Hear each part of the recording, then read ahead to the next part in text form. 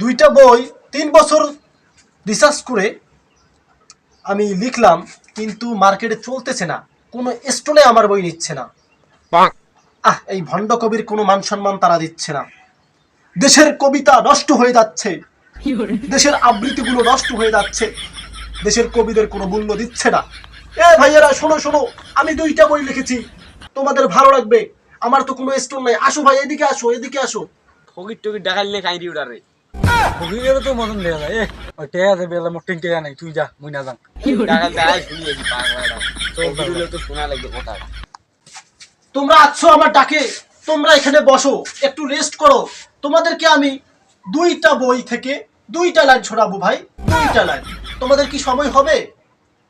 জি জি হবে হবে। দেখো ছোট ভাইরা, আমি হলাম ভণ্ড কবি। নামটা শুনতে কিন্তু খারাপ, বাট আমার যে কথাগুলো, আমি যে রিসার্চ করছি 3 বছর, কিন্তু আমার বইগুলো কেউ নিচ্ছে না।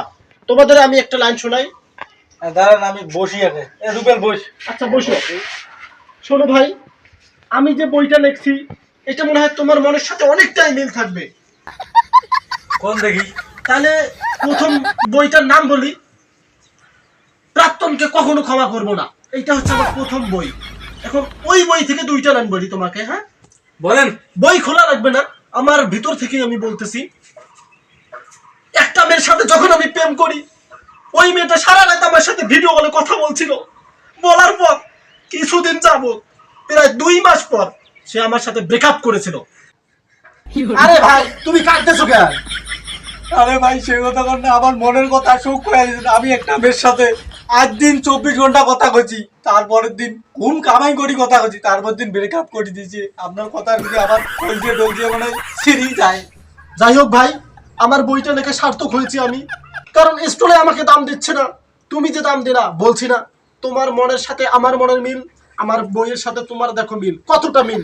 তাহলে ভাই একটা কাজ করো, আমি যে আরেকটা লাইন লিখছি ওই লাইনটা তোমাকে শোনাই। হ্যাঁ, দেখি তোমার ওটার সাথে মিল আছে কিনা। তারপর আমি একটা মেয়ের সাথে আবার প্রেম করলাম। কিছুদিন পর আবার ওই মেয়ের সাথে আমার দেখা হলো। রেস্টুরেন্টে গেল, আমাকে ফকির বানালো, কিন্তু তারপর দেখা হলো সে আমাকে আবার ব্রেকআপ করে দিয়েছে রে ভাই। আরে ভাই তুমি কাঁদো কেন?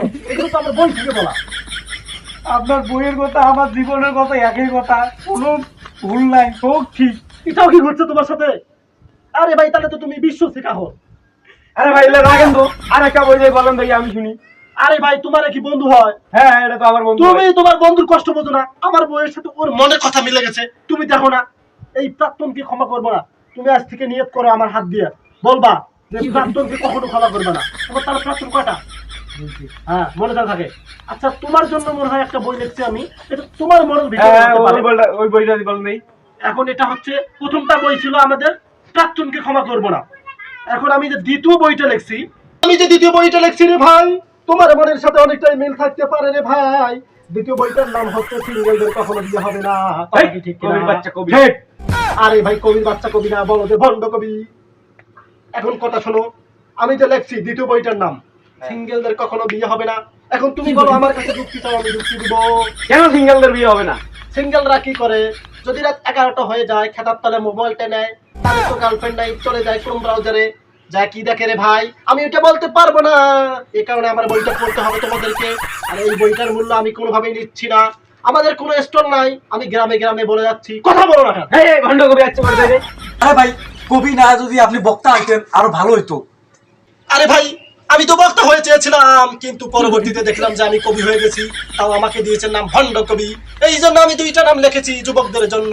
একটা বইয়ের নাম হচ্ছে প্রাক্তনকে কখনো ক্ষমা করবো না, আর একটা হচ্ছে সিঙ্গেলদের জীবনেও বিয়ে হবে না। কথা বলো ঠিক কিনা? ঠিক। এখন শোনো, তোমার আমি উদ্দেশ্যে কিছু বলতেছি। তুমি নিশ্চয়ই গাঁজা খাও, রাত হলে দলাদলি করো, আবার এটাও খাও, কথা কি ঠিক আছে? ঠিক। এই ভণ্ড কবি আটকা। আরে ভাই আমার আজকে তোমার লাভ কি? আমি তোমার জন্য ভালোই কথা বলতেছি। তুমি তো গাঁজা খাও। আমরা কি গাঁজা খাই? তুমি গাঁজা খাও না, তুমি গাঁজা ডিলারি করো, ঠিক আছে না? ঠিক। এখন কথা শোনো, তুমি যদি আমার বইটা পড়ো তাহলে তোমার অনেক উন্নতি হবে, কারণ সিঙ্গেল লাইফটা অনেকটাই বেটার লাইফ, কোনো প্যারা নাই, কিছু নাই। তুমি কি বিয়ে করছো? আমি তো বিয়ে করবে 6 মাস হয়ে গেল। তোমার না 2টা গার্লফ্রেন্ড তোমাকে ছেঁকা মারছিল। বই 2টা আমার তো নাম মনে রাখলা, অবশ্যই বই 2টা কিনতে হলে আমার বাসায় চলে আসবা, কারণ স্টোরে আমাকে কেউ দাম দিচ্ছে না। নামটা হচ্ছে ভণ্ড কবি, মনে যেন থাকে। তোমাদেরকে আমি সালাম জানিয়ে চলে গেলাম। আসসালামু আলাইকুম। ওয়ালাইকুম আসসালাম ভন্ড বাবা।